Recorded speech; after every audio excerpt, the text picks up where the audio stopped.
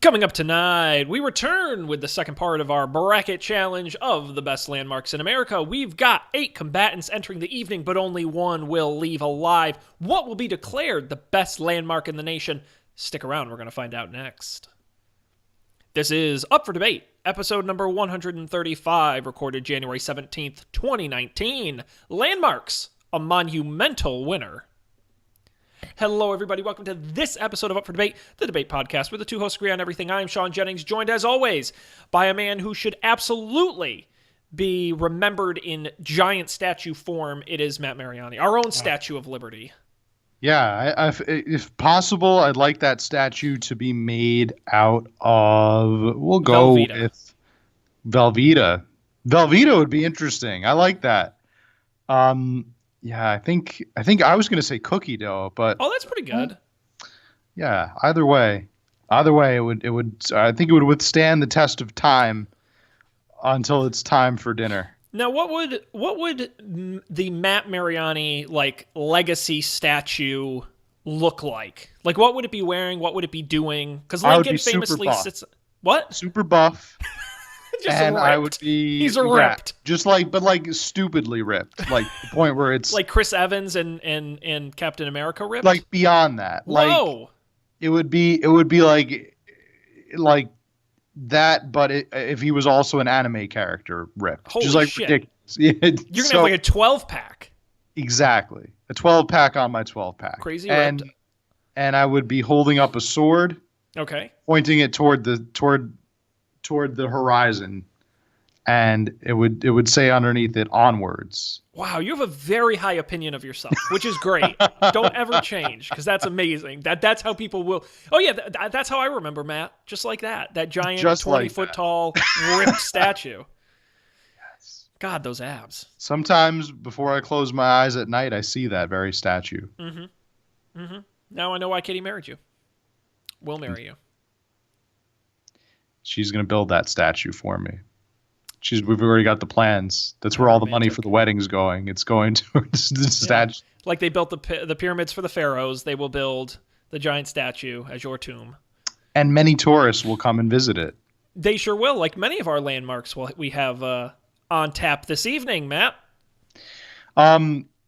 Yeah, we have quite a list going on here. If you think, really quickly, if you were to have a monument made of yourself, Sean, would it be a statue, or would you choose something like, say, an arch or a bridge or something like? What would your monument be? My monument would be. I'm sure this has been done, but what it would be is someone, because I kind of like the idea of Mount Rushmore. Right, where it's the giant face. Because I don't need the ripped body, all right? I just need the face. That's what no one's going to remember me for my body, let's be real. They're going to remember this face, okay? But what I want a kind of like an alternate Mount Rushmore, where I want someone to take a big plot of land and sculpt a hill that from ground level just looks like a hill until you're above it, and then it looks like my face. A 3D version, so like my nose sticks up out of the ground. Am I making sense? Yeah, it is. Yeah, so it's like my face, permanently looking to the sky, made out, and it's covered in grass and flowers and plants, and it's a garden, and you can walk on it. Oh yeah, I like that. I'm in favor of that style monument. I'm sure that's a monument that people have considered. I would hope so. And then you can walk into my ear, which will be at ground level, and inside is a museum and gift shop. Because you got to have the gift shop. That's where the money is. You got to have the gift shop. But you put the gift shop by the exit, right? Like right before they leave. That's what Disney does. Yeah, right outside the other ear. So you go through my head. Gift shop on the other end. Welcome to the Sean Jennings Memorial Museum. Where's It's a Small World After All gonna go? Yes, I do need a theme song for my head. What song plays in my head? I'm walking on sunshine. Whoa! Sounds about accurate. Yeah, I think I like that one. Yeah, that would be my theme song. Sure. Up for debate. Up for debate's theme song. The little Lego song. Yes, that I stole from the Lego movie. Yeah, yes, that's the song that would play. We can't afford the rights to that. Maybe our theme song, which was stolen from the 1985 World Series coverage. I don't know if you knew that, but that's where that clip came. I just like the audio clip so much. If it kept playing, because it kind of cuts off to switch to the other song, but if you actually listen to it continuing, the music plays and it goes, "Welcome to the 1985 World Series." It's great. I love that. I think we should just rename that. We should just make our podcast that should just be called the 1985 World Series. I mean, it'd do wonders for our SEO. I mean, people would be much more likely to find us versus where we are now. I think the only people who ever find us are those confused about the other Up for Debate podcast, which is about religion, and we're not that. So there's another Up for Debate podcast? There is, but it's like it's Up for Debate podcast is the name, or it's like the Up for Debate show, or it's slightly tweaked, but there is. It's like it's by super Mark Christian. and John. Yes, see? Mike so you must John. be a fan. It's Mike and John In on the the Up for morning. Debate podcast. Oh, Matt, we have got 8 fantastic landmarks tonight. If people didn't listen to last week's episode number 134, I recommend you go listen to it first. Otherwise, you're not going to understand what we're talking about. We started with 16 monuments and spent an hour and 20 minutes narrowing the field down to 8, Matt. And tonight, we've only got an hour to go from 8 to 1 winner. Now, we're doing it bracket style. So we'll start this first round with 4 matchups, then 2 matchups, and then the final matchup. And there's got a lot to get to. Any remaining thoughts from last week on how we did? Just to recap, I heard, I'm trying to think of where I heard this, but somebody was just talking about the St. Louis Arch to me. I don't know if it was in a podcast or like a different other podcast, but I just heard about, maybe it was somebody at work that was extremely impressed by the St. Louis Arch, but I don't know. Whoever it was, they described it. I think it was actually a coworker. Now that I'm remembering the story, and he was very impressed by the St. Louis, the very iconic St. Louis Arch that you advocated for. Oh, heavily, and still do. Yeah, so that was kind of cool. That was a little bit of kismet, like. I mean, Matt, it's insane. There were skeptics who literally thought, because they built the 2 sides from the ground simultaneously and met at the top, there were people who thought it would be impossible mathematically to get them to 100% match at the top. There were people who set up cameras, time-lapse cameras, to record the embarrassment when these 2 points didn't meet at the top, Matt, and they met perfectly. It's an incredible piece of engineering, but we will discuss that in a second. Okay. As I said, we've got 4 matchups we're going to start with in this round, Matt, and they are as follows. We'll do the first one here. The winner of our natural landmark battle between the Grand Canyon and Niagara Falls, it was the Grand Canyon. And the winner of our Battle of the Bridges, our most controversial battle of the first round, I would argue. The winner, the Brooklyn Bridge. These two going head-to-head, the Grand Canyon and the Brooklyn Bridge, essentially 2 opposite sides of the country and 2 very different, one a man-made structure, one a naturally made structure. And Matt, we're going to be judging this round on some different criteria than the first round. We will be judging them on their what we're calling their technical achievement, and then we'll just be rating them on sort of their overall landmarkiness. How good of a landmark they are. And Matt, where do you think we should start on this Grand Canyon Brooklyn Bridge matchup? Oh boy, the ultimate battle of East meets West. Yeah, nature versus man. That was really nature versus man.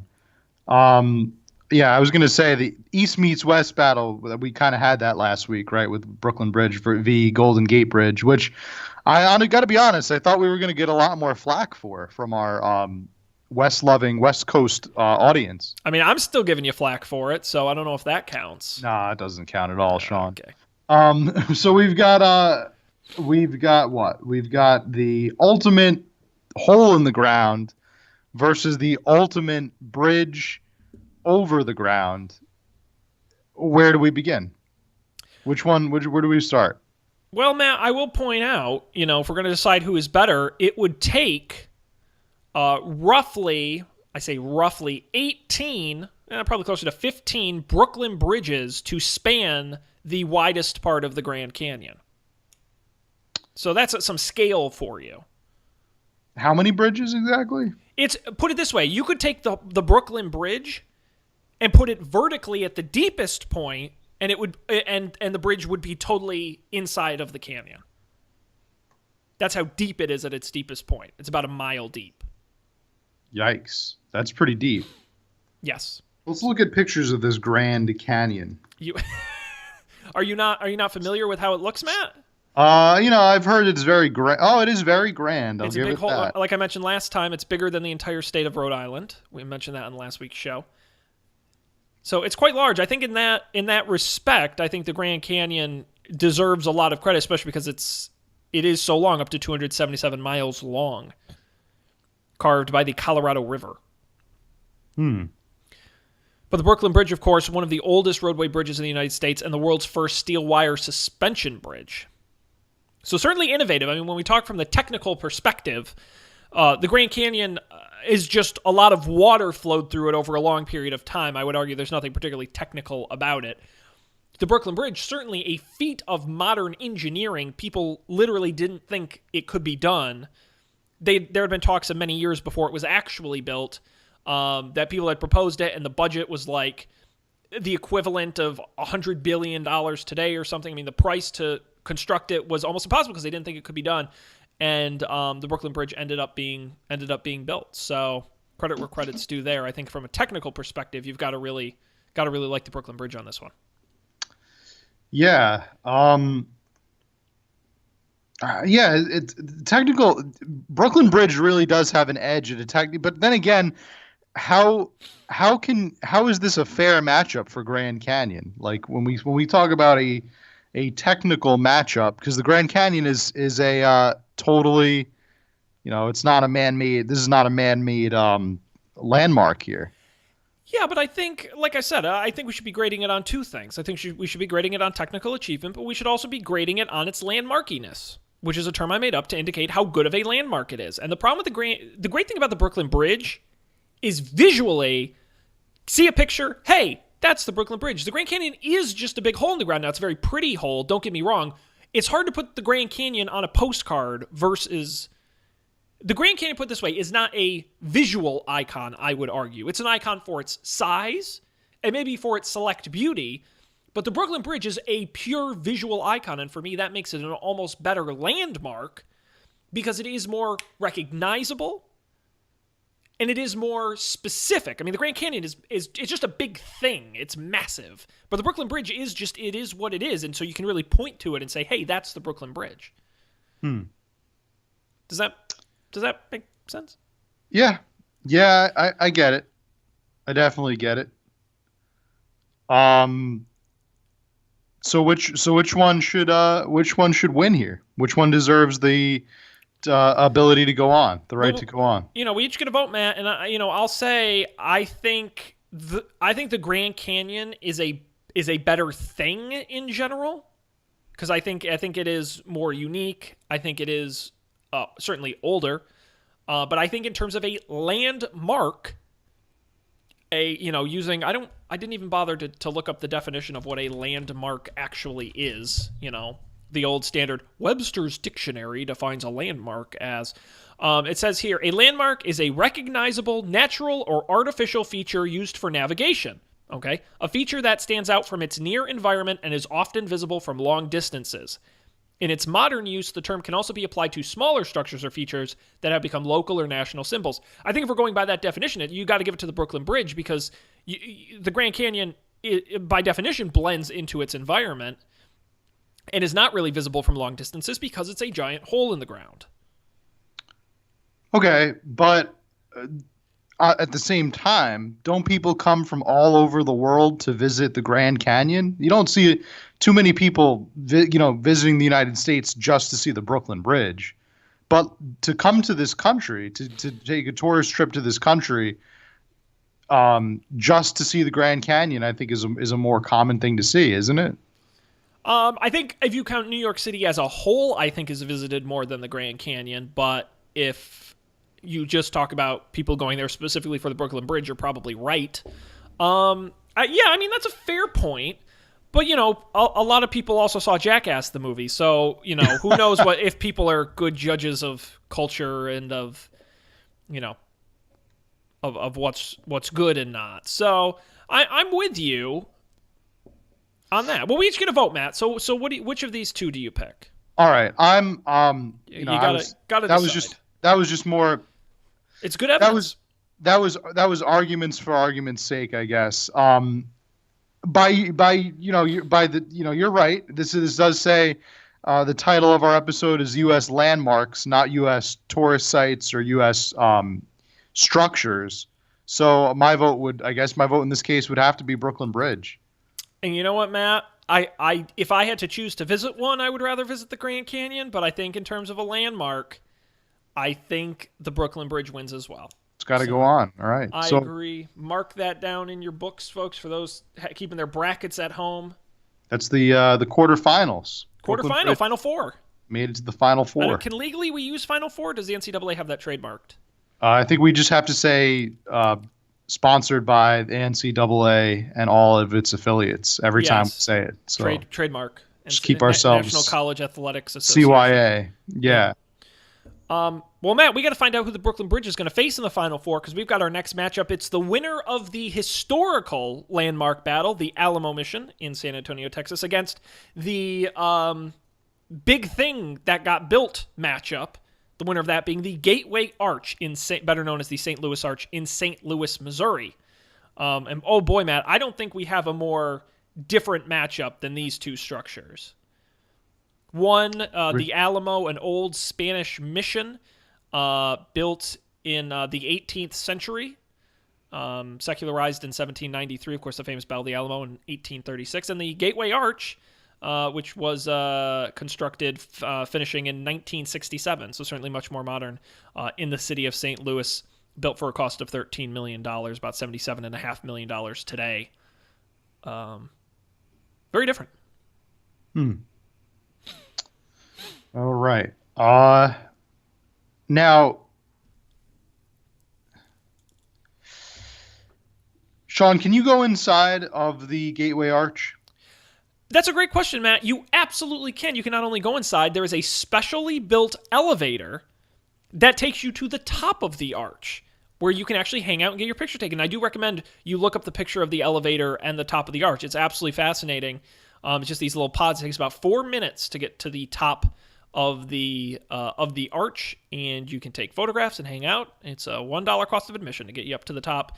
I believe I read somewhere, let me see if I can find the stat of exactly how many people have visited over the years. It is 630 feet tall at its peak.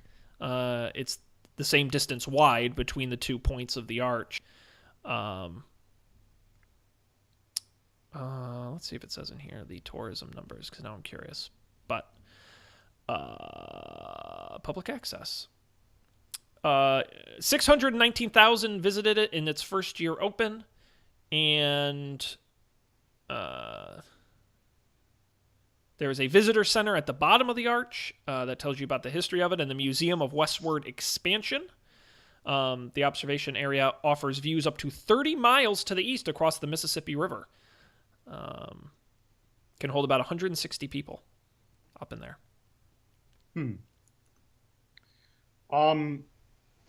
Okay.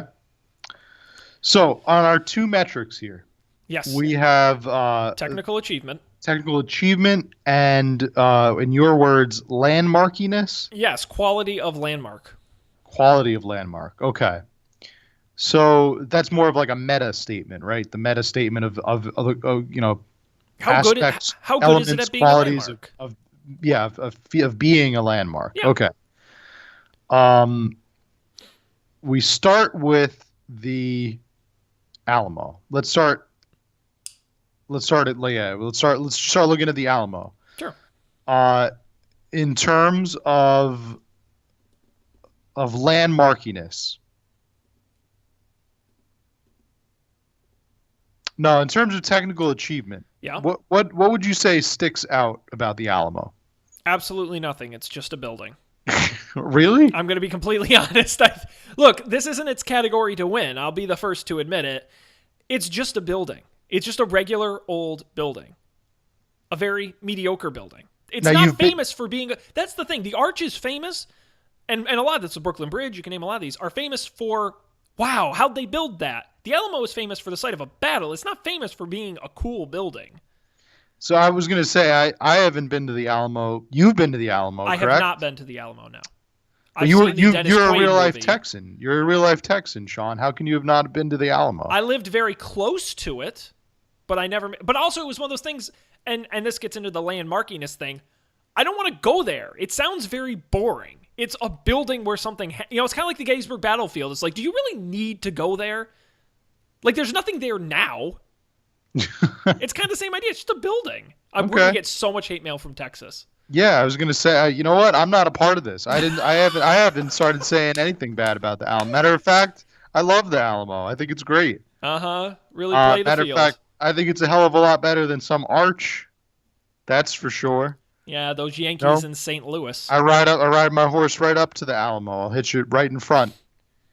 Go in there, take a look around, breathe in the air of a free Texan. Like I said last week, I think it's pretty cool that Ozzy Osbourne once urinated on it and almost got permanently banned from the state of Texas. Oh yeah, and I thought I dreamt that. That was one of those weird things that I thought that He claims it doesn't happen. It didn't happen, but I think there's enough evidence that it did. See, nowadays, people would just pull out their phones and just videotape them. Oh God, yeah, no, that would be all over the place. Yeah, can't do anything anymore. No. Um. Put it this way, it's so boring that they're planning on building a 100,000 square foot museum next to it. That's bigger than the Alamo itself.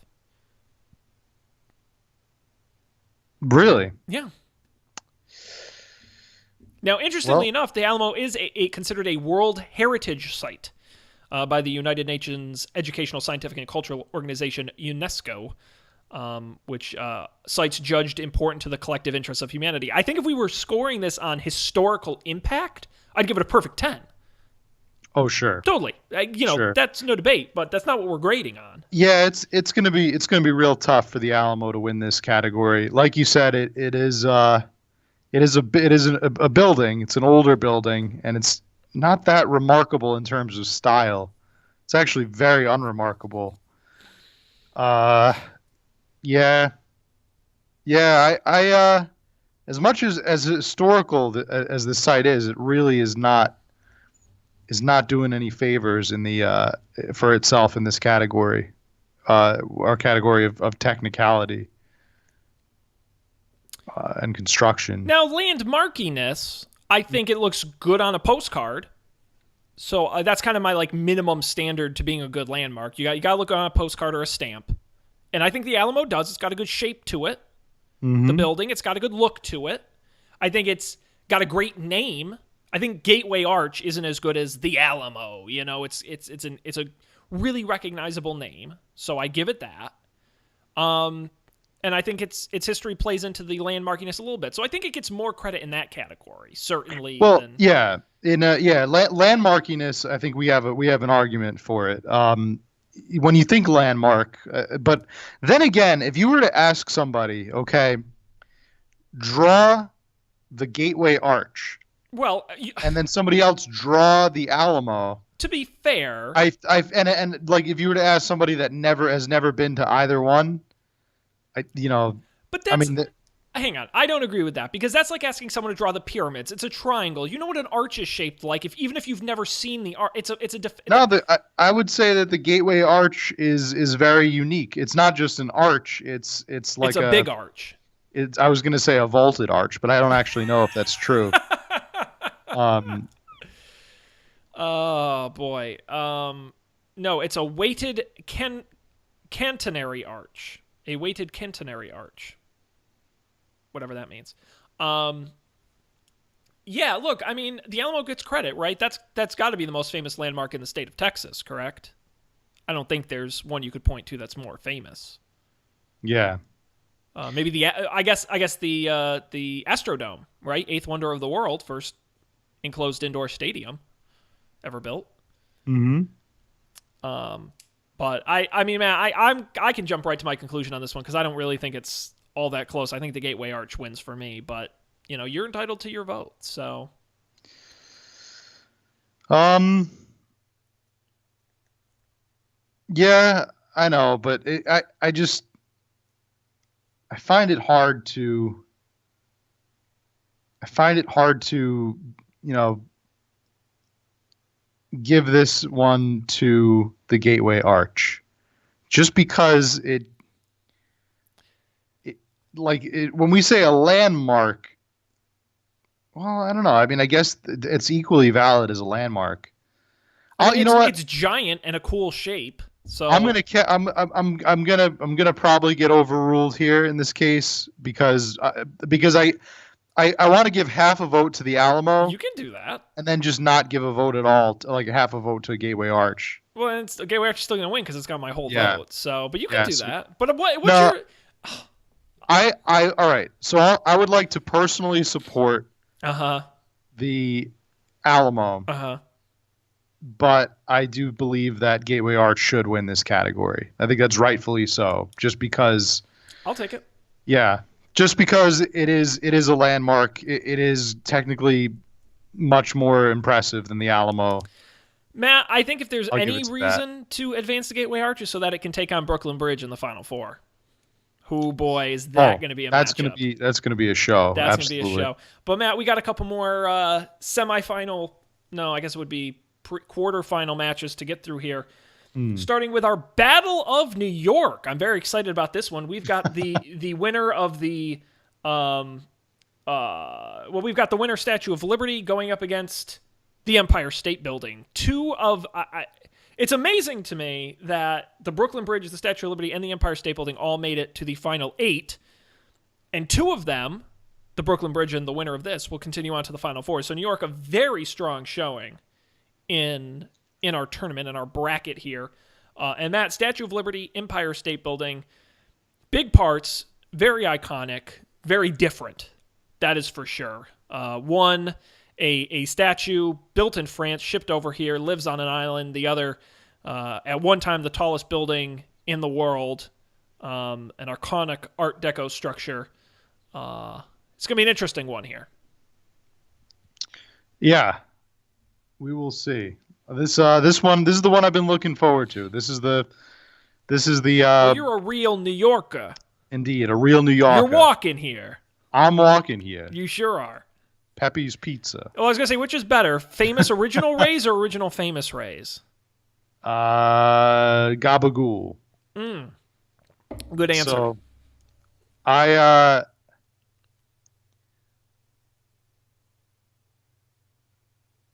Yep. I have absolutely been looking forward to for this all night. This is going to be a tough one. Well, let's So jump in. Let's jump into it. All Yeah, right. absolutely. Where do you On the want to start? virtue, just look at the virtue of technical achievement. Okay. Okay. Some facts about the Statue of Liberty. What do we know about its technical achievement? Well, we know that it's 305 feet from the ground to the tip of the flame, as tall as a 22-story building. As of 1886, it was the tallest structure in New York City. As I mentioned, the statue was built in France, shipped overseas in crates, and assembled on the completed pedestal. Its completion was marked by New York's first ever ticker tape parade and a dedication ceremony presided by everyone's favorite president, Grover Cleveland. It is made of copper. It is a copper statue, copper overlaid on top of a metal framework.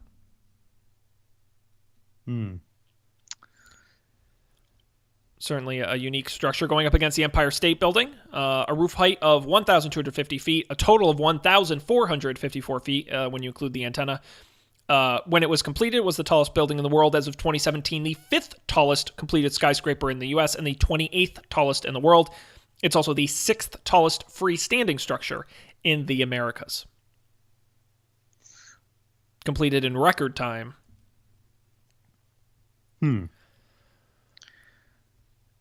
See, all right. It's definitely a huge achievement. at the time, but it's going against the Empire State Building, one of the tallest buildings in the world, Art Deco style. It's kind of withstood the test of time.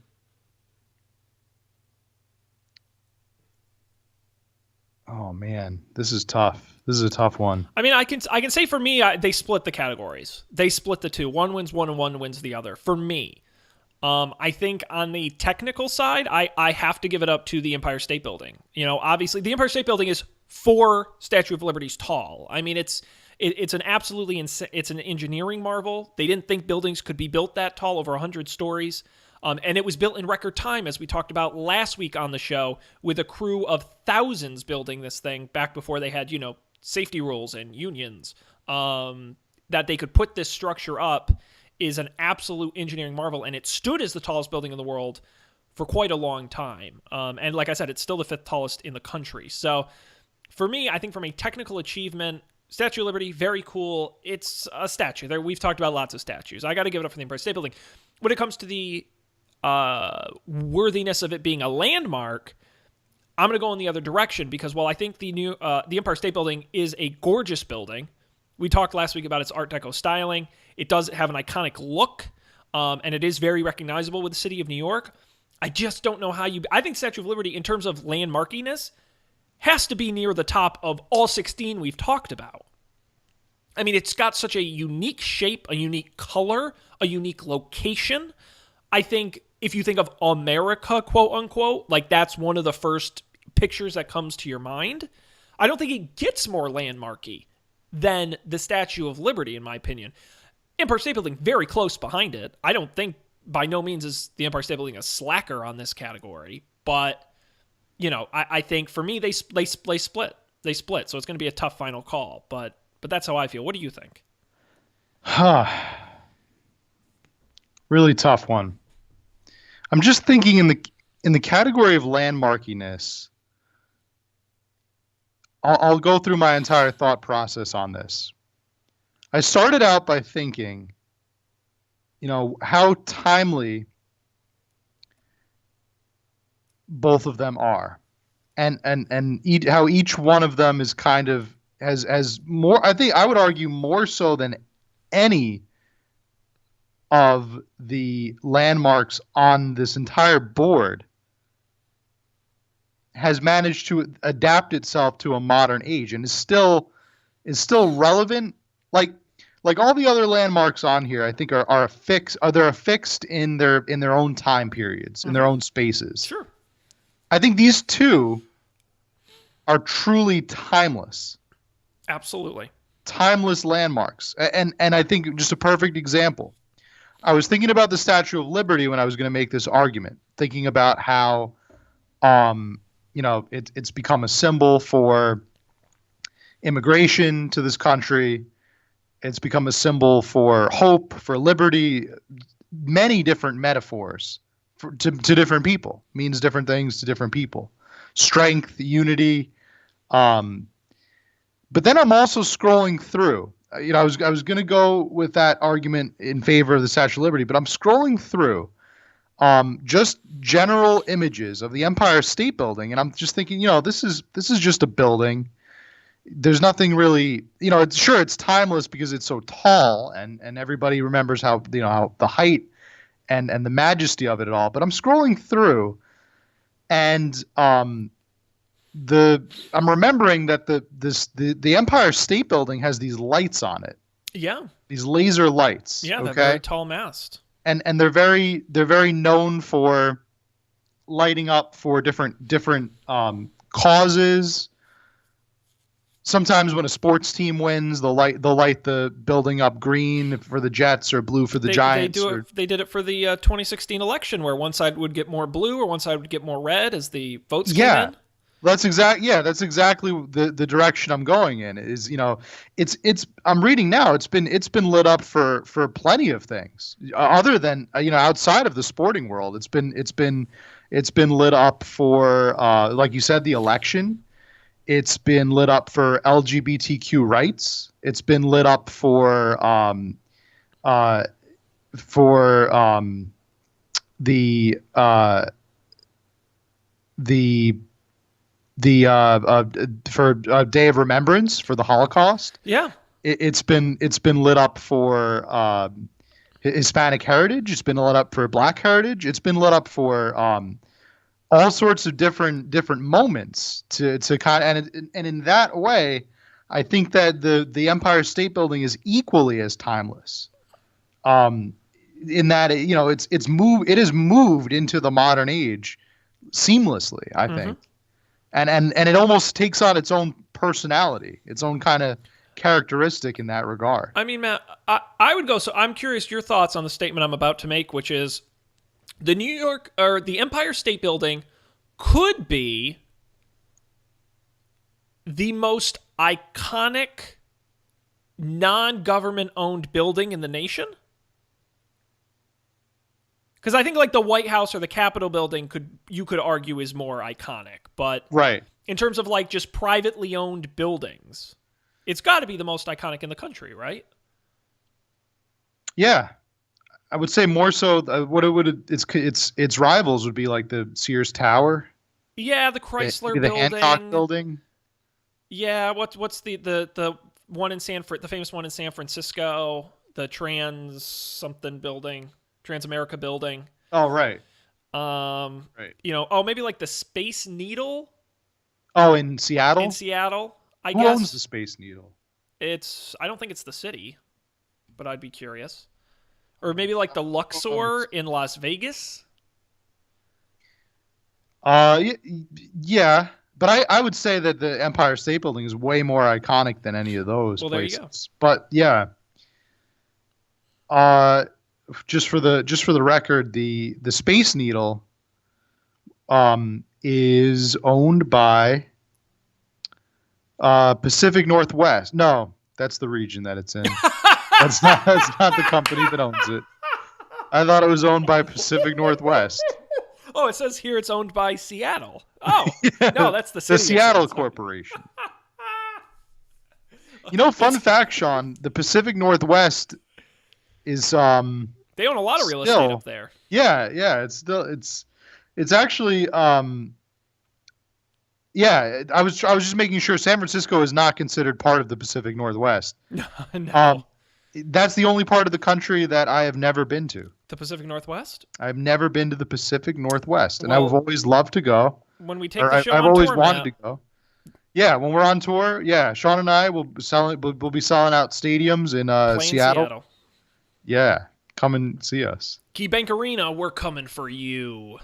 That's right, Key Bank. Yeah, I guess I've been pretty close to it. This past summer, I went to the Canadian Rockies. That was I mean, that kind of is the Pacific. Yeah, it's not the U.S. Pacific nearby. It's not. Northwest, Yeah, it's but- more the Rockies, but that's as close as I've gotten to it. Yeah, I'd love to go. It looks very beautiful. But, yeah, the still haven't found what the company that Yeah. owns the Space Needle. But I think I've kind of talked myself into giving this to the Empire State Building, which I honestly, going in, I think in my mind, Statue of Liberty absolutely had the edge for iconic landmark, U.S. landmark. But I don't know. What are your thoughts? The owner is the Space Needle Corporation, No which is way. the most awesome sounding. What do they do? What do they make? Well, it was built. So the Space Needle was built as part of the 1962 World's Fair. Who actually owns it is interesting. In that it's a holding corporation. It's a holding corporation. Sean, what is a holding corporation? It's kind of like an LLC. It's just one of those sketchy things that can own stuff so you don't personally own it. So you can't get sued. Yeah, Matt, for me, honestly, I was really split on this battle. I was genuinely coin flip 50-50 because you can make really solid arguments both directions. I was slightly leaning towards the Empire State Building, and the fact that you picked it pushed me in that direction, so I'm going to agree with you and say the Empire State Building. I really think it could go either way, but I think there are really good arguments to be made for the Empire State Building. Yeah. So we're going to roll with that. Those lights sold me on it. I was thinking about it and about it, the symbolism and the iconography. I think that the The Statue of Liberty's symbolism is more ascribed. It's like we assign our own symbolism to it Sure. individually. But the Empire State Building, like that, that stands for things, and I think that's pretty cool. Well, and see what swayed me was the giant dirigible mast on top of the Empire State Building that was never used for dirigibles because dirigibles never became a thing. So that's kind of neat. All right, Matt, we've got our final matchup here of our Elite Eight, and it is one of the more unique matchups. We've got a head-to-head here. The winner of the sculpture matchup, Mount Rushmore in Keystone, South Dakota, versus the winner of the tourist trap matchup, Disneyland in Anaheim, California. A really interesting heads-up battle here. We talked last week the facts about the 14 years to complete Mount Rushmore, removing a total of 450,000 tons of rock. Each head is about 6 stories high. Of course, Disneyland, built by Walt Disney in 1955, it opened. A larger cumulative attendance than any other theme park in the world. 18.3 million visitors a year. Now has 51 attractions within its park. Gosh, Matt, where to even start on this one? Very different. The good news for me, I don't know about you, Matt. I have Yeah. immediate opinions on this one. I don't got a hem and haw. Okay. And Jump into it. I think once again they're going to split them. They're going to split. Each one's going to take one for me. Starting with landmarkiness, I got to give it to Mount Rushmore because I think it's visually easy. Again, that kind of postcard challenge. Mount Rushmore is designed for that kind of. It's designed to have its picture taken. Disneyland is kind of a big thing, a nebulous thing. It is more. It's to me a landmark isn't a place. It's partially an idea, right? Right. My house is a place, right? Walmart is a place. They're not landmarks. A landmark has to be bigger than a place. And to me, Disneyland is kind of a place. Now, it's a really cool place. It's a nice place. Happiest place on earth. But to me, it hasn't quite crossed that level into landmark-iness, in the way Mount Rushmore. I mean, Mount Rushmore, come on. It's on the Mount Rushmore of landmarks. That's true. For me, it's got to be like top 5 landmarks of all time. I just, in terms of being a landmark, because it is so visually stunning. It's in the middle of nowhere, which it gets some credit for, I think, in this category. So for me, Mount Rushmore takes that. When it comes to technical achievement, I know what you're thinking. Sean, they sculpted the Mount Rushmore with dynamite. I mean, it's an incredible achievement. It took them 14 years to do it. Bullshit. You try making a roller coaster. It ain't easy. And give it up to Disneyland for constantly innovating on rides. They invented the idea of a theme park. No one had ever done it before. Amusement park. These should be amusement parks, just collections of rides. That's boring. You got to theme it. A themed environment. Everything from the sidewalks to the plants to the stores to the rides to the music to the smells to everything. No one had ever themed it before like Walt Disney did. Creating new types of rides that people had never seen before. The audio animatronic invented by the Disney Corporation, introduced into these parks. To me, while Mount Rushmore is a technical achievement, Disneyland is a longer lasting and more memorable technical achievement. So they split the categories for me, Matt. What do you think? Sean, I think you're wrong. What? I'm going. Isn't this the show where the hosts agree on everything? Yeah, apparently not today. I got to go with Mount Rushmore here. I got to be up for debate on this one. By the way, I really wish we had some kind of button I could hit that says like it's the up for debate button, and it's like the debate alarm. Debate, Whoop, yeah. whoop, There's a whoop, debate. Debate. Yes. Whoop, whoop.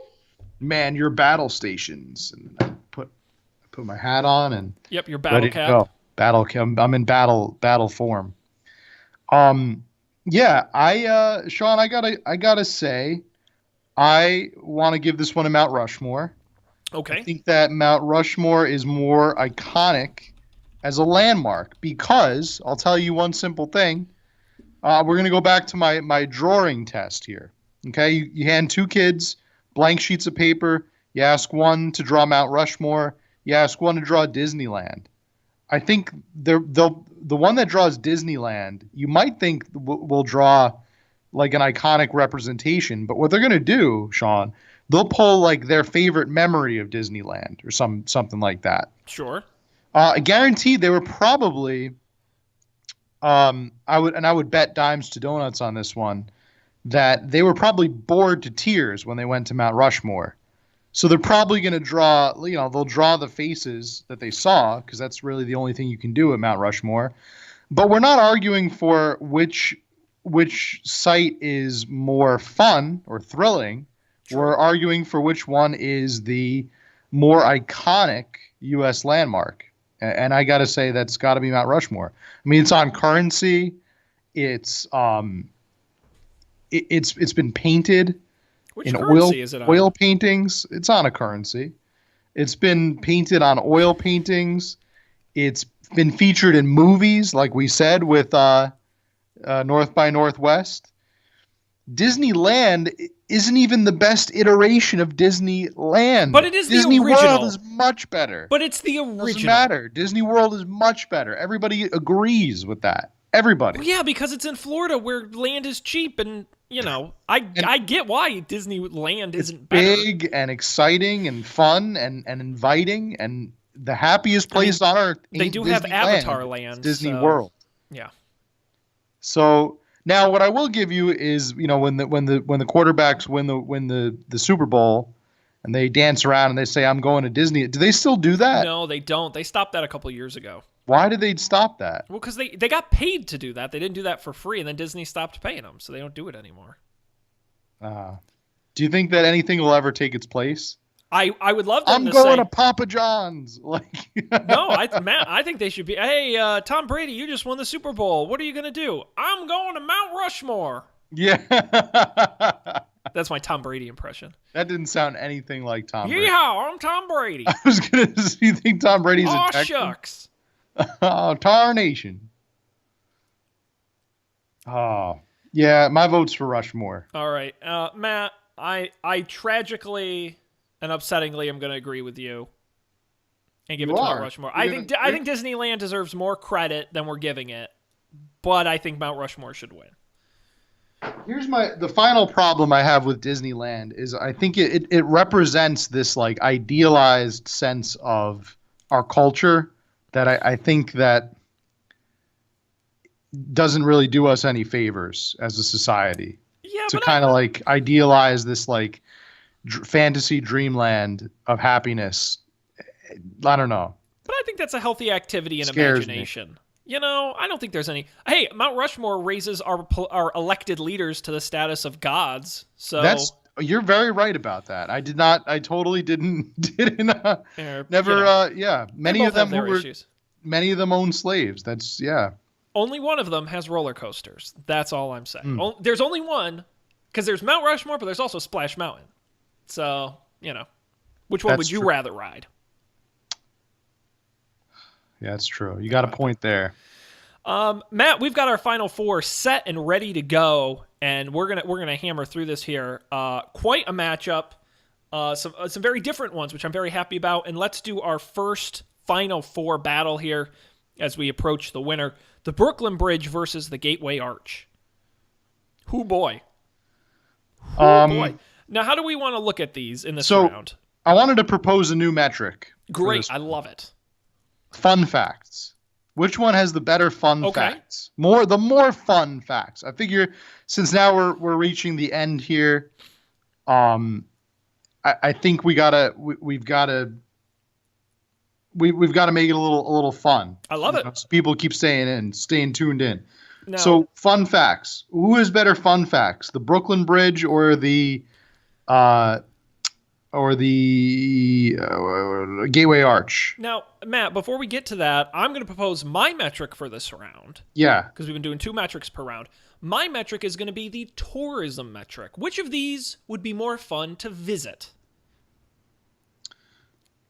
Because that's the thing about landmarks. The point of being a landmark is that people visit it. Like, that's the whole gimmick, is that it's about tourism. And so a good landmark has to be really strong in tourism. So which of these are good for tourists, are good to look at and visit and hang out at? Which would you rather go to? Those sorts of things. So those will be our 2 metrics for this round: fun facts and tourism. Brooklyn Bridge, Gateway Arch, Matt. I feel like we've shared a couple of fun facts for each of these. The Gateway Arch, one of the most visited tourist attractions in the world, over 4 million visitors annually, about which 1 million travel to the top. And as I mentioned, it's exactly as wide as it is tall, although it looks a lot taller than it is wide. It's Wait, what? Yeah, so if you look at a picture of it, you're like, if you measured, it's kind of like how what your arm span is as long as you are tall, but it doesn't look that way. The arch, if you look at a picture, you're like, it's much taller than it is wide, but it's not. The width of the 2 feet is identical to the height of the arch. Really? Yes. Huh. It's a bit of an optical illusion in that respect. So would you say that's the is that the best fun is that the most fun fact, would you say? I mean, there's not a lot of fun stuff going on. I'm going to be honest. There's not a lot going on fun with the arch. I mean, like I said, I think the funnest fact is that people literally didn't think it was they didn't think it was possible that they could make the 2 legs as they were built meet in the middle.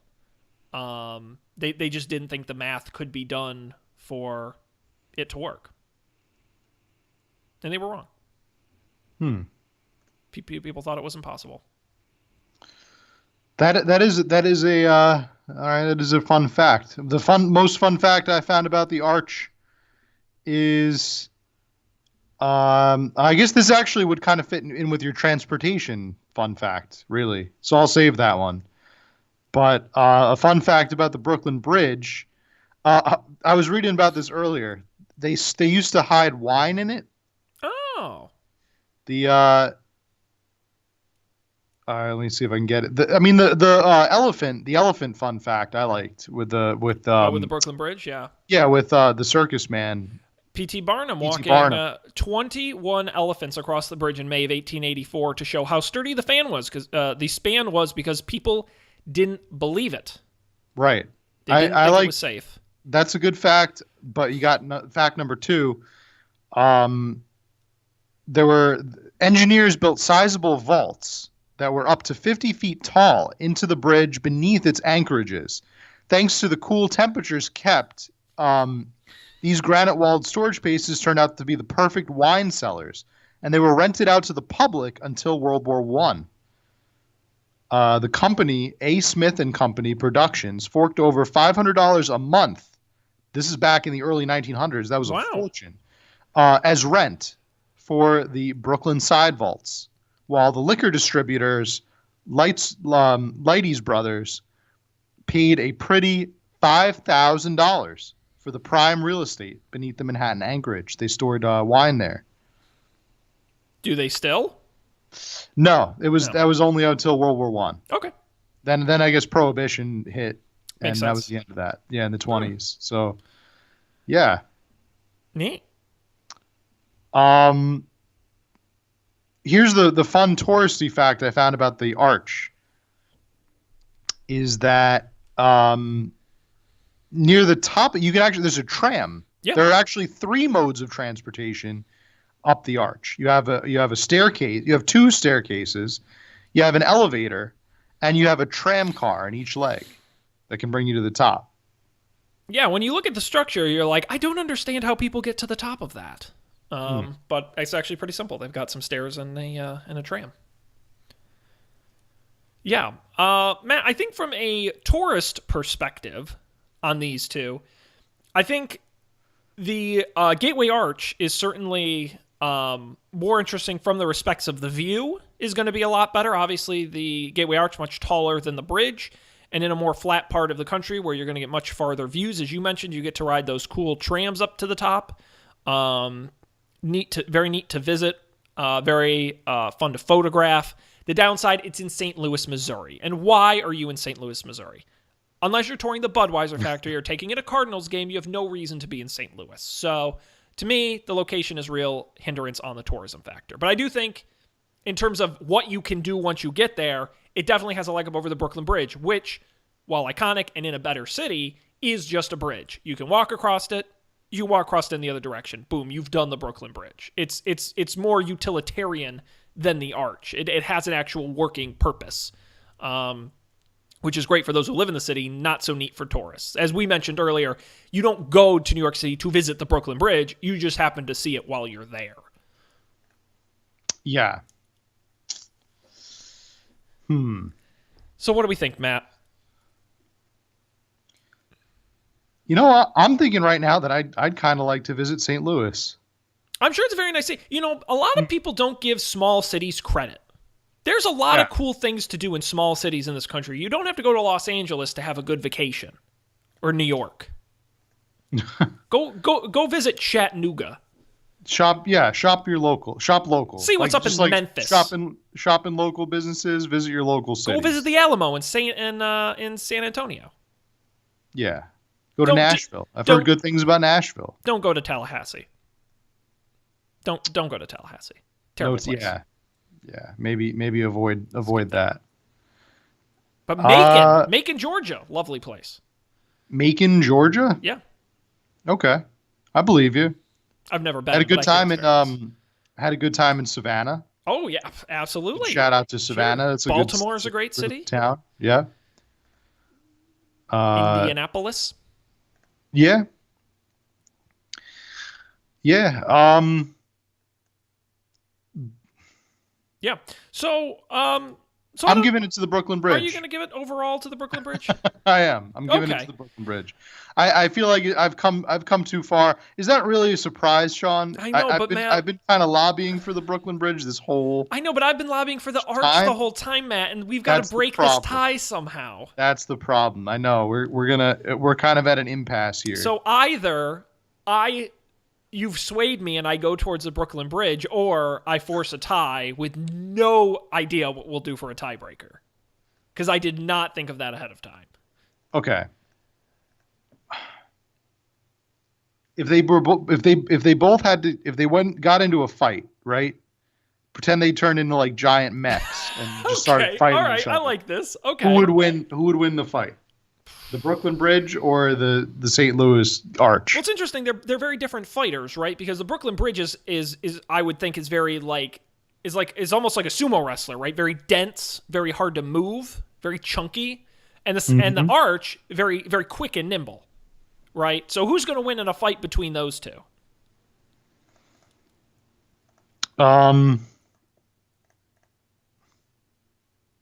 Gosh. All right. In that scenario, the Gateway Arch would probably win.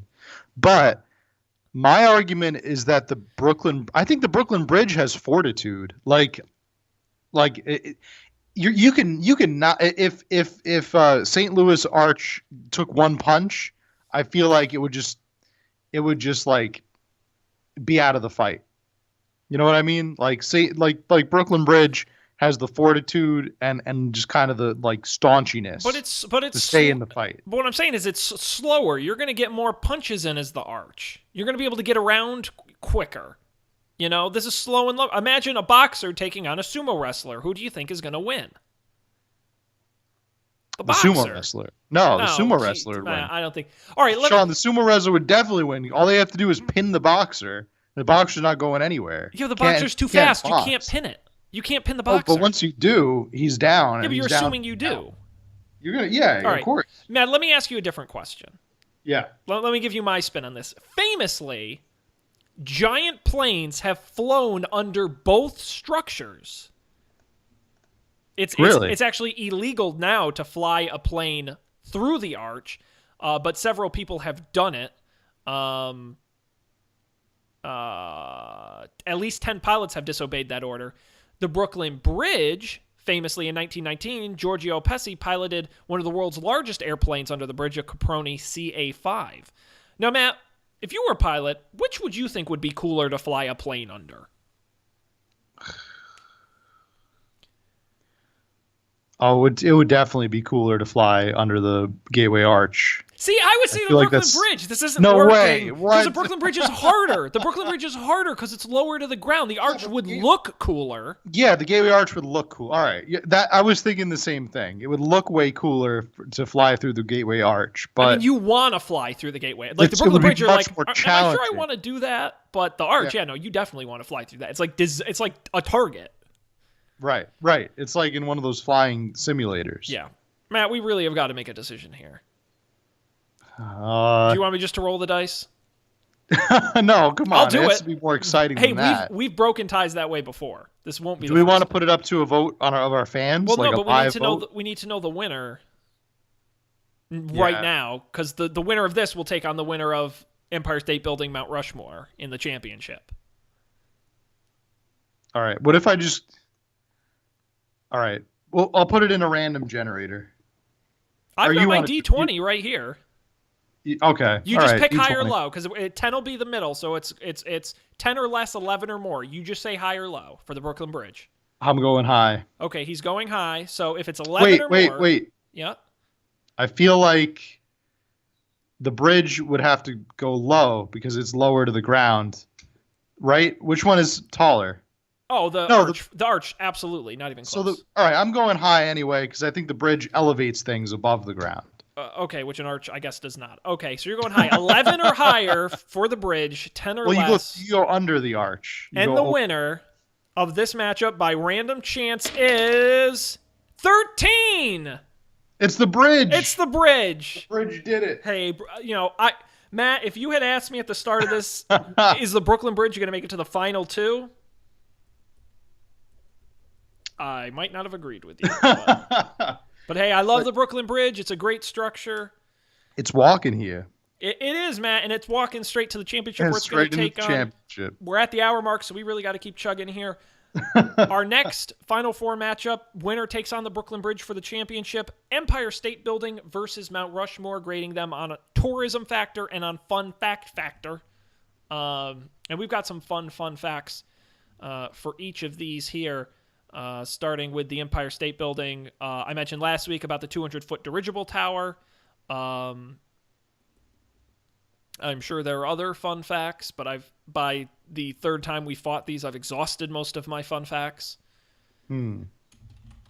So we're going to have to go to Google for this one. There are observatories on both the 86th and 102nd floors. They attract around 4 million annually. It took 1 year and 45 days to build, more than 7 million man-hours. Here you go. Every year on Valentine's Day, couples who marry on the 80th floor become members of the Empire State Building Wedding Club. They receive free admission to the observatory each year on February 14th, which is their anniversary. Oh, nice. So. Very nice. Very nice fun fact. Let me see what I've got for... There are 1,872 steps from street level to the 103rd floor. And there are 73 elevators in the building, including 6 freight elevators.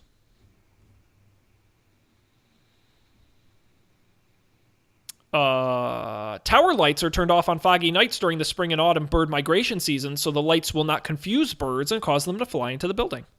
Oh, that's nice. So, a fun fact for you there. The Empire State Building is hit by lightning on an average of 25 times per year. In one storm, it was hit 8 times in 24 minutes. That is impressive. Cool pictures. On a clear day, you can see 5 states from the top of the Empire State Building. These states are New York, Wyoming, New Jersey, Hawaii, Pennsylvania, Canada, Connecticut, and Massachusetts. and the moon. Did you say Canada? You threw Canada in Maybe. there. You look really hard.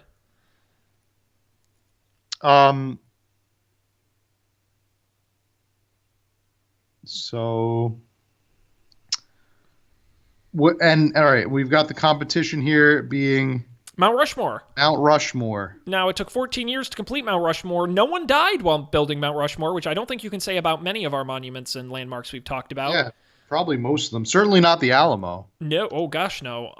Now, Thomas Jefferson was originally started on George Washington's right. However, after 18 months, they realized it wasn't working, so they dynamited his whole face off and carved it on the other side. That's why it's set back like it is in the final version.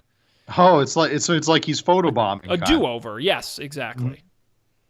Yep. There is a cave behind the carving called the Hall of Records. It was intended to house the story of Mount Rushmore and a copy of the Declaration of Independence, but it was never completed due to a lack of funding. Um, Mount Rushmore is named after New York attorney Charles E. Rushmore, who visited the area in 1885. That sounds like a fact I would make up. I'm not going to lie. It totally does. As the story goes, Rushmore was visiting South Dakota for business when he spied the large, impressive granite peak. When he asked his guide the name of the peak, Rushmore was told, hell, it never had a name, but from now on, we'll call it the damn thing Rushmore. Oh, boy. All right, but more likely the reason is that Charles E. Rushmore later would donate $5,000 to help get the Mount Rushmore project started, That's it? becoming one of the first to donate private money to the project. Well, 5,000 was a lot back in 1885. But still, he got the whole mountain named after him for that? 5,000 was a shit ton of money. You could buy a Buick for that. No, I mean, sure. that's crazy. Man, I got to donate some money, get something named after me. I'm really missing out. Do you know the sculptor's name? The famous sculptor? I do because I'm on Google, but you should tell us. Gutzon Borglum. Sounds about right. Yeah. Gutzon Borglum asked President Calvin Coolidge to write the words to what was called the entablature, which the words were going to convey a very short history of the United States.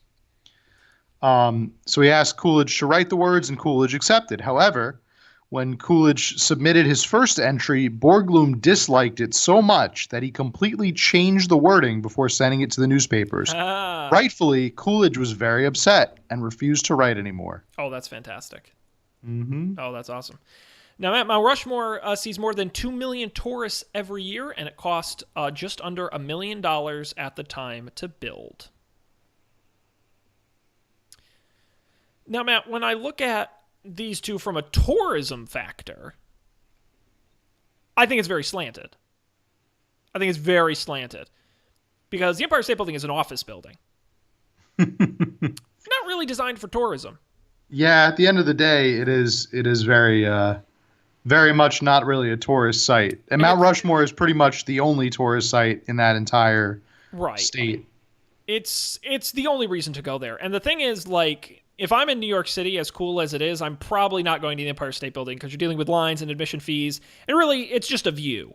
Because you don't really get, like, if they had like a cool historical tour of the building, which I don't think they do, I'd be interested in that. But just the fact there are lots of tall buildings in New York City you can go to the top to and look out at, you know? It doesn't have to be the Empire State Building. So to me, tourism wise, it's like, I'm not really buying the Empire State Building.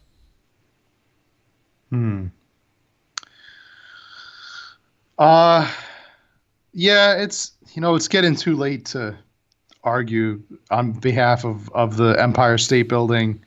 Much as I would like to, I think that you make a really good point there about don't mistake me, Matt. About this one here. Don't mistake me. I'm not saying I'm choosing Mount Rushmore. You're not choosing Mount Rushmore? I'm choosing the Empire State Building to win this battle. You're killing me. All right, okay. I'm not trying to psych you out, but I'm just saying, I think in terms of a landmark, in all the categories we've talked about, the Empire State Building, at the end of the day, it's just really well carved rocks at Mount Rushmore, and that's great.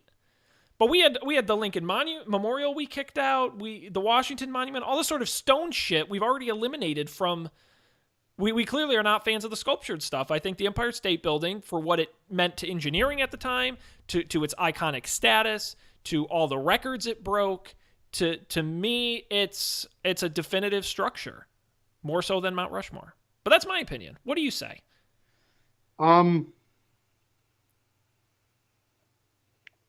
Yeah. In terms of landmarks, though, Matt, choose what you want. You're not going to hurt my feelings. If you want to choose Mount Rushmore, frankly, I'm very upset if it ends up being the Brooklyn Bridge versus the Empire State Building. That would very much depress me if that were the final two. It's certainly looking that way, isn't it? Well, this is up to you. You want to split the difference? We'll see who will win in a mecha style fight. Oh, you know that. Oh, Actually, this would be the coolest mecha style fight on here. I would argue. But my question is Mount Rushmore four mechas because of the four Here, heads? yes, I was gonna say they would form. They would form like that A Voltron Gundam. style. Yeah, where it's like they would combine to form a giant one, but they would be four separate ones. Meanwhile, the Empire State Building would be like the biggest one. But in that battle, I would have to say that Mount Rushmore would probably be the hero I of the agree. of the story I because agree. that's the four mechs are always the heroes, like Yeah, the against the big baddie. Yeah. Transformers against the big bad Well, it's one. also the big city against small town South Dakota. Oh, yeah, sure it is. I just think when in terms of landmarks, I,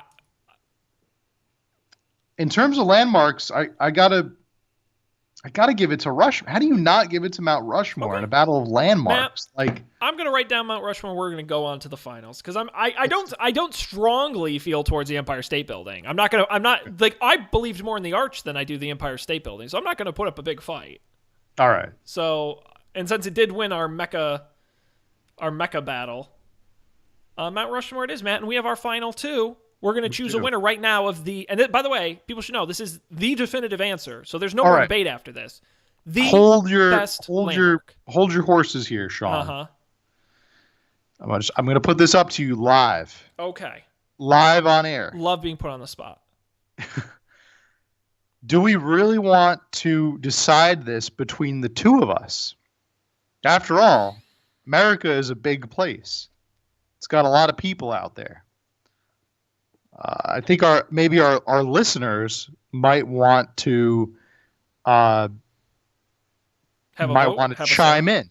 Should we put this up to a vote on our people, Matt, on our Twitter page and our Facebook? I think that's sort of a great idea. And by that I mean, I agree. We should definitely put out some polls and report on the results next week. But a lot of people listen to some episodes and not others, and I don't want to leave this on a cliffhanger without ever having come up with an answer because that's a loose end. All right. Because Fair historically, when people look back, they'll end the episode not having know who won. So I promise, Scout's honor, when this gets published, I will put up polls on social media, and next week we will see if you agree with Matt and I and whatever we decide. But I still think tonight you and I do have to make a decision.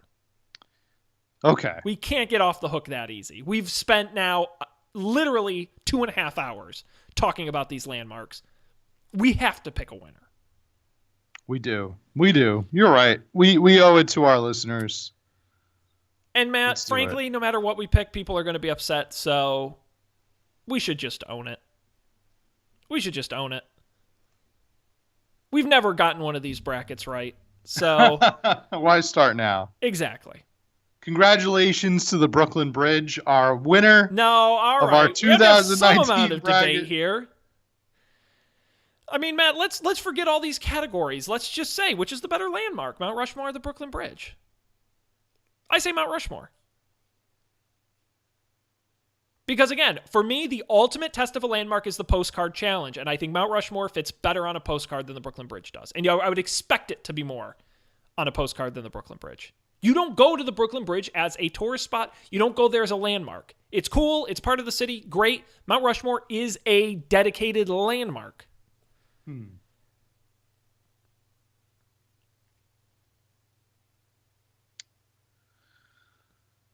This is tough. It This is. certainly tough. It is.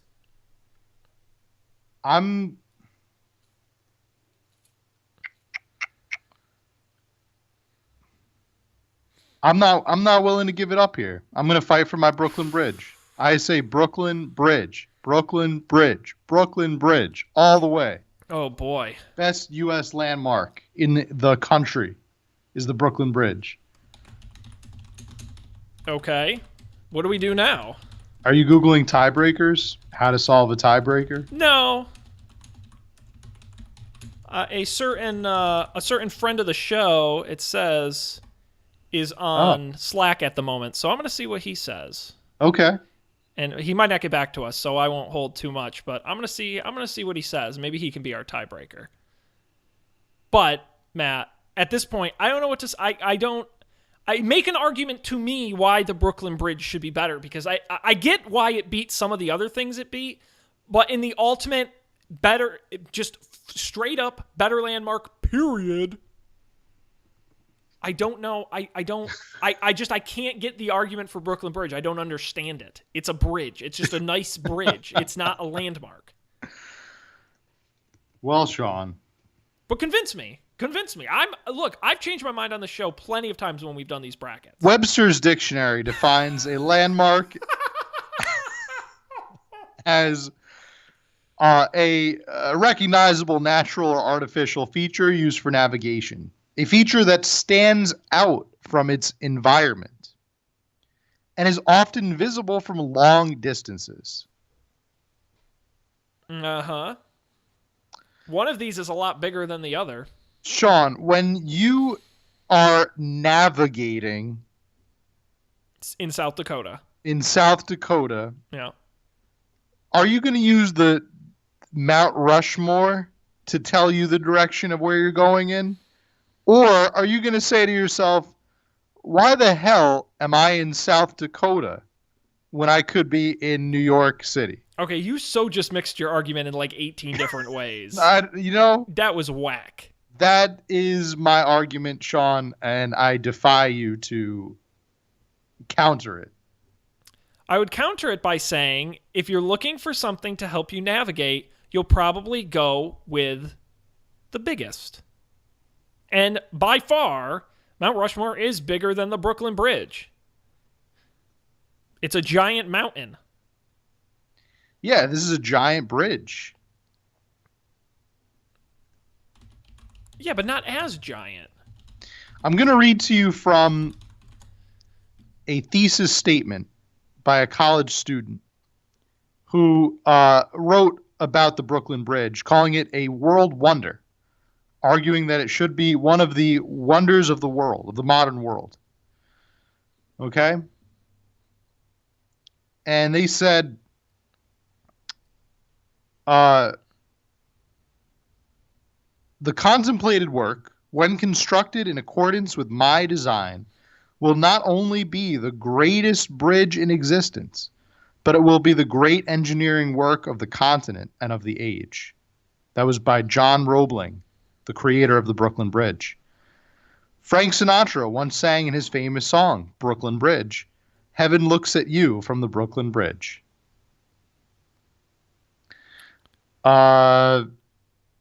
The cables that hold up the Brooklyn Bridge on big stone piers are beautiful and not hidden. It's metal in your face, taking traditional material and putting it to use in a way that you can see what it can do, Sean, much like our own America today. Nothing is hidden, but everything is beautiful, much like the Brooklyn Bridge. All right. Here's the scoop, Matt. I'm just going to be straight up with you. Just going to be straight up, okay? I don't care. They're both come great. on. Don't fold like this. No, I think Mount Rushmore is better. I do, but you put it this way. You believe in the Brooklyn Bridge more than I believe in Mount Rushmore. And the problem is, and you need to understand this before you make your bold proclamation, the fans are going to fucking hate that we chose the Brooklyn Bridge. It is minestrone all over again. Okay? They're going to look at these 16 things we started with and say, the best you could do Brooklyn is Bridge. the goddamn... I'm telling you. Because Matt's a New Brooklyn Yorker Bridge all the way. who had to push it. Oh, we should have Yankee America's Stadium fucking best in. Ebbets landmark. Field should have been on here. Then it would have won the whole thing. I mean, come on. What is going on? Half of the Final Four was from New York. This thing is rigged. You made it. You made that list. I didn't make shit. Less than about 20% of the 16 were from New York, and somehow 50% of the Final Four was from New York. That was your doing. Well, so, I can't come up with a better argument. I admit, I think you have a much better argument for Mount Rushmore than I do for the Brooklyn Bridge. goddamn show, and we get to choose whatever we want. You know what? I say we choose the Brooklyn Bridge. Brooklyn Bridge. Because this is a stupid format, and I don't know why we do these brackets, and we've been talking 2.5 goddamn hours on these stupid landmarks, most of which we've never been to and don't know that much about. Brooklyn Bridge. Rating I've been them to the on Brooklyn. You know what? I've been to the Brooklyn Bridge. I've not been to Mount Rushmore. I could die and not ever go to Mount Rushmore and not care. It is dumb. It's just a bunch of faces on a mountain in bunch of South rocks. Dakota. Yeah, whatever. Screw it. Brooklyn Hard Bridge pass. it is. Brooklyn Congratulations, Bridge. Matt. Up for Debate has officially declared the best landmark in America to be the Brooklyn Bridge. Where did we go wrong? Nowhere. We did fine. We did fine. It's the haters that are going to hate. I hate us, Matt, and I'm on the show. All right, well, good. I'm glad we've crowned a winner. We will put a poll out on our social channels. We'll do a Twitter poll at Up for Debate TV and a Facebook poll, facebook.com/UpForDebateTV, and vote. And let us know what you think. Matt, before we wrap up, I will quickly ask you, you've seen all of these, you've seen the bracket, you've been here as we've gone through all of these. Is there anything are there any of the original 16 you think should have gone farther, or is there anywhere you regret a decision we made? Is there any thought, you think it went perfectly? This is exactly what I wanted from the very beginning. You fucking rigged this thing. You made my dream come true. Piece of garbage. Brooklyn Bridge. Really, the only thing better would be if it was Brooklyn Bridge and Empire State in the final round. It almost was. You made it. I picked the Empire State Building go the next round. I just thought that would be a little too obvious. It'd be a little too obvious if it was the two. You know, but I'm happy about this. He rigged Brooklyn Bridge. My Brooklyn roots are proud. All I will say is I am, of the original 16, first of all, I would have never picked either Brooklyn Bridge or Mount Rushmore to make it to the final two. And I am floored Golden Gate Bridge didn't make it farther. Golden Gate Bridge, I should have shut that shit down in the first round. Golden Gate Bridge, it was the chicken noodle soup of this bracket. Honestly. It gets the chicken noodle soup award. I'm not saying it should have won the whole thing. It should have absolutely beaten Brooklyn Bridge in Which the first was the round. exact argument that many of our fans had about the chicken noodle soup back in the soup bracket. We suck at this. You know, shocking. We have our own way of doing things here. That's why we're up for debate, and they're not. Up for Debate has decided we're going to be sending a plaque to be put on the Brooklyn Bridge that proclaims it the best landmark. America's greatest landmark. Matt, we've got to shut this down. No more brackets for a while. The good news is we're not having a show next week, but the following week, we're back with one of our other yearly classics, something we're definitely somewhat better at. Prop bets. Our Super Bowl prop bets will be back in 2 weeks. We will have the show. We're going to preview the Super Bowl. The teams playing in it will know by then. The halftime show. And we'll be making our annual prop bets to see which of us can do a better job of guessing all of the weird facts about the game. And then the following week, post-Super Bowl, we'll talk about what we thought of the game and the halftime show and the commercials. And we'll be revealing the results of our prop bets. So never been a better time to subscribe to the show. Visit the website upfordebate.tv. The archive is there. You can get past episodes, and you can also click the subscribe button to find out where you can get the show on places like Stitcher and Overcast and Apple Podcasts, wherever you get your shows, video version on YouTube as well. And I mentioned our social media accounts. You can follow us there, vote on the polls, and get notified when new episodes go live. Matt, we got to shut it down here, but on behalf of you and I, thanks everybody out there for joining us on this bracket buster. We'll see you next time for a super edition of Up for Debate.